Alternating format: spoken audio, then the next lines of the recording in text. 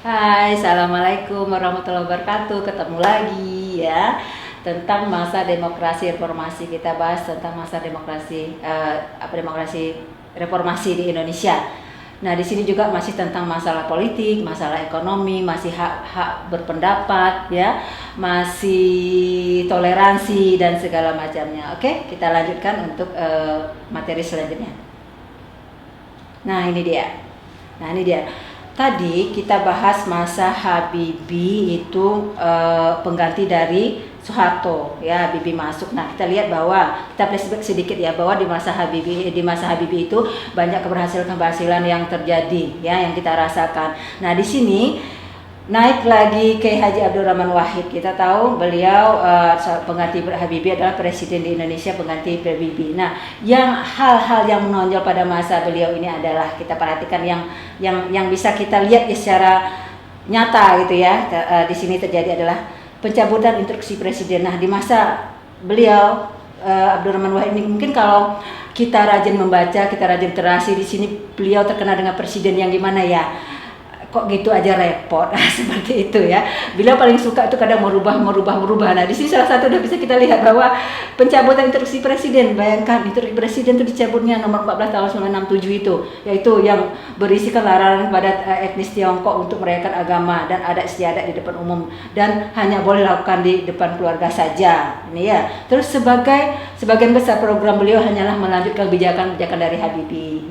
Nah, kalau yang pertama ini saya sangat setuju ya. Masa kita di sini kan kita adalah majemuk etnis suku yang majemuk di dunia kita, inilah salah satunya. Nah, saling menghargai, toleransi dan segala macam itu sangat penting ya. Asal jangan ada unsur sara. Kalau ada sara itu akan hancur bangsa ini. Kita tidak mau terjadi revolusi yang ke sekian kalinya. Nah, terus sebagian besar dari program beliau ini, beliau ini adalah Abdurrahman Wahid ini adalah melanjutkan kebijakan yang ada dari Presiden Habibie ya, dan beberapa langkah politik banyak yang ditujukan kepada penuntasan pelanggaran HAM. Ini dia, hak asasi manusia pada masa lalu, yang ada kaitannya dengan politik dan tata kelola hukum Indonesia untuk masa depannya. Ini di masa beliau seperti ini. Nah, di sini beliau menerbitkan TAP MPR nomor 5/MPR 2000/2000, yaitu tentang pemantapan persatuan nasional. Nah, yang kemudian digunakan sebagai landasan konstitusional untuk Undang-Undang nomor 27 tahun 2004. Nah, ini menugaskan bahwa pemerintah untuk membentuk suatu koalisi ya, yaitu Kebenaran dan Rekonsiliasi atau KKR. Nah, seterusnya Gus Dur atau Presiden Abdurrahman Wahid ini memerintah hanya selama 2 tahun ya, selama 2 tahun beliau. Hal ini disebabkan apa? Bisa kita lihat. Nah, di sini disebabkan tidak efektifnya kebijakan yang dikeluarkan oleh beliau pada masa itu. Nah, pemerintah pada masa itu terutama di bidang ekonomi ya, di bidang ekonomi. Gus Dur banyak melakukan kunjungan ke luar negeri. Nah, ini dia. Kalau kita atau kalian ya, para penonton YouTube ini melihat bahwa rajin literasi, rajin membaca, rajin nonton berita, menambah wawasan, kita bisa lihat tuh sering Gus Dur ini melakukan kunjungan ke luar negeri. Ya, nah kunjungan itu untuk kalian ketahui bahwa setiap kunjungan itu mengeluarkan dana dari mana? Ya dana negara. Sementara kalau seorang presiden bijaksana, kita lebih mementingkan ke rakyat yang masih membutuhkan daripada kunjungan-kunjungan yang belum ada manfaatnya yang banyak, seperti itulah. Nah, di sini salah satu merupakan mengapa beliau itu jatuh ini tadi, banyak menguraskan anggaran negara, dan masalah semakin parah saat DPR hasil pemilu tahun 1999 mengeluarkan memorandum 1 dan 2 yang ditanggapi dengan dekret pembubaran DPR. Nah, di sini Gus Dur seolah-olah tidak menerima, akhirnya dibubarkan DPR. Makanya beliau ada istilahnya, itu aja kok repot, seperti itu. Sebenarnya itu tidak cocok kalau memang benar-benar itu ada gitu loh.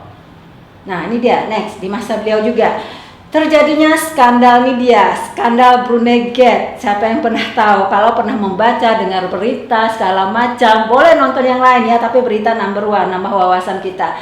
Dan Bulog Gate. Nah, yaitu menjerat Gus Dur untuk mundur sebagai presiden. Di sini akhirnya ya Megawati naik sebagai presiden melalui mekanisme sidang istimewa MPR pada saat itu. Nah, kalau sidang MPR itu bisa dijamin istilahnya selama pemerintahan tadi, maka boleh lagi dia naik seperti itu.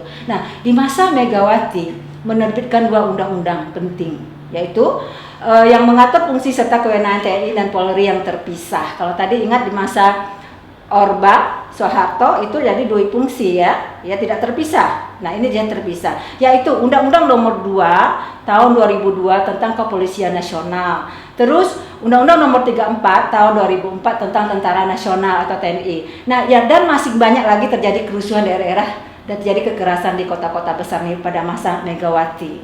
Seperti itu. Nah, pada tahun 2004 ini ya, juga berdasarkan pemilu yang dilaksanakan secara demokrasi. Berarti ini pada masa siapa ya?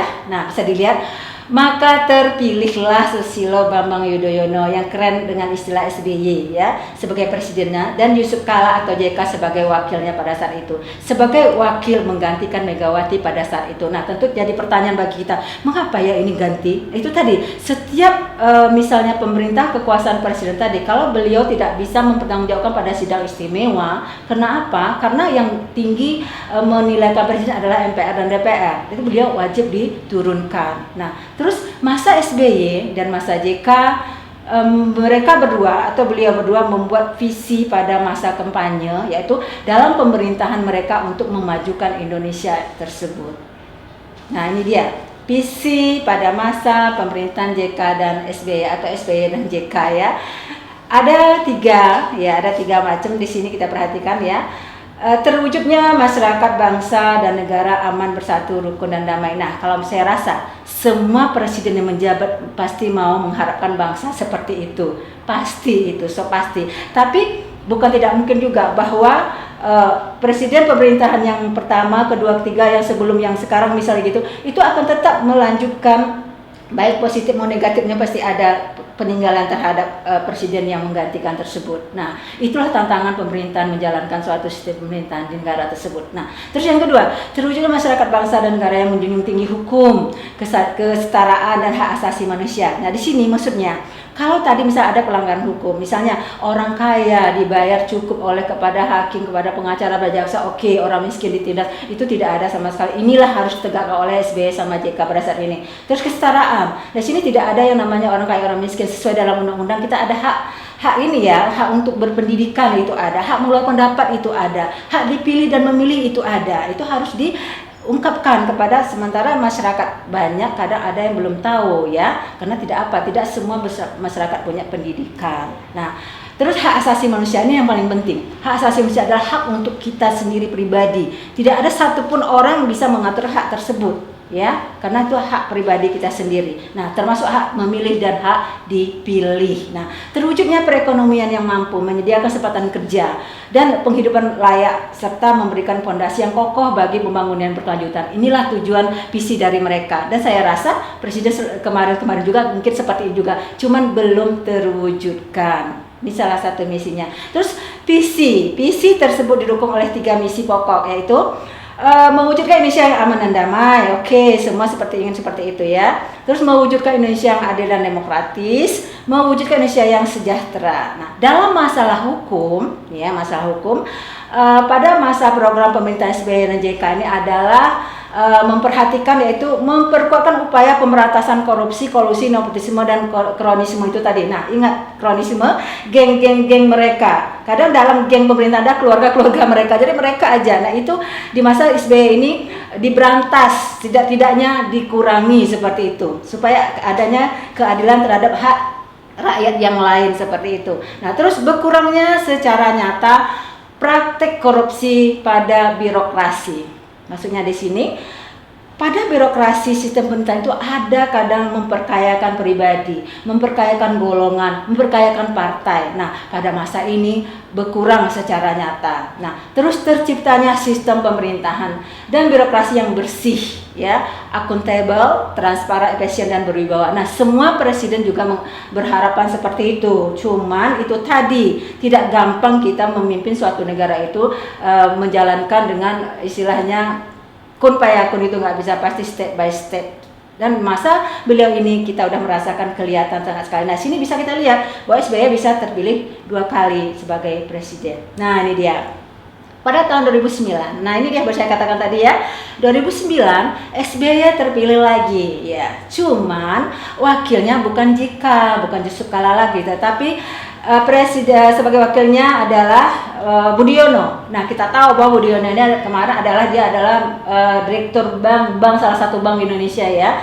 Yang kemudian presiden dan wakil ini memimpin kabinet. Nah, kita ingat bahwa setiap pemerintahan presiden dan wakilnya beliau harus dibantu kabinet. Tadilah ada menteri-menteri di sana, itulah yang membantu dalam sistem pemerintahan di negara tersebut. Nah, setiap menteri tadi dikasih juknis-juknisnya, ya, sesuai dengan juknis tersebut menjalankan sistem pemerintahan itu tadi. Nah, yang kemudian Presiden SBY dan Budiono ini memimpin kabinet bersatu jilid 2. Ya, tadinya jilid 1 di masa JK, ini lanjutkan jilid 2 yang program kerjanya hampir sama dengan jilid 1, yaitu memberantas kemiskinan, nepotisme, korupsi, dan lain-lainnya. Nah, ini selama periode 2009 sampai 2014 ada berapa agenda di program SBY dan Budiono, yaitu 1. Pemberantasan korupsi merupakan tantangan yang paling berat bagi mereka pada masa ini. Mengapa? Nah, di sini ada skandal Bank Senturi, ya, kasus yang lainnya, kolusi antara pejabat dengan pengusaha dan berbagai modus. Pejabat dan pengusaha saling kerjasamanya bukan baik, tapi untuk menghabiskan uang negara. Itu kan berat untuk mengatasi hal tersebut. Inilah salah satu program dari mereka. Terus menurunnya angka kemiskinan. Nah, di sini angka kemiskinan yang tadi ya udah menurun merupakan salah satu tugas pokok yang harus dijalankan pada era ini. Kita lihat juga pada era Habibie itu juga kemiskinan sudah menurun. Kenapa? Ekonomi sudah kondusif. Nah, beliau juga menyambung dari Abdurrahman Wahid menyambung ke Habibie Abdurrahman Wahid, SBY menyambung juga, masih ditekankan masalah ekonomi. Nah, kemiskinan alhamdulillah udah agak berkurang, udah bisa diatasi. Nah, di sini menyediakan fasilitas umum, peningkatan kesejahteraan rakyat dan mengurangi kemiskinan, penyelenggaraan pemerintahan secara transparan, akuntabel, berkeadilan dan meningkatkan kesejahteraan rakyat. Inilah tujuan dari SBY dan Budiono ini. Next, reformasi birokrasi masih di masa ini ya, bertujuan meningkatkan efektivitas dan efisiensi pemerintahan. Nah, dari tingkat pusat hingga tingkat daerah sebagai pencapaian yang bisa diraih pada masa Presiden SBY dan Budiono tersebut. Nah, ini dia. Yang keempat, ya 9 tuh kalau tak salah saya tentang program si SBY sama si Budiono tadi.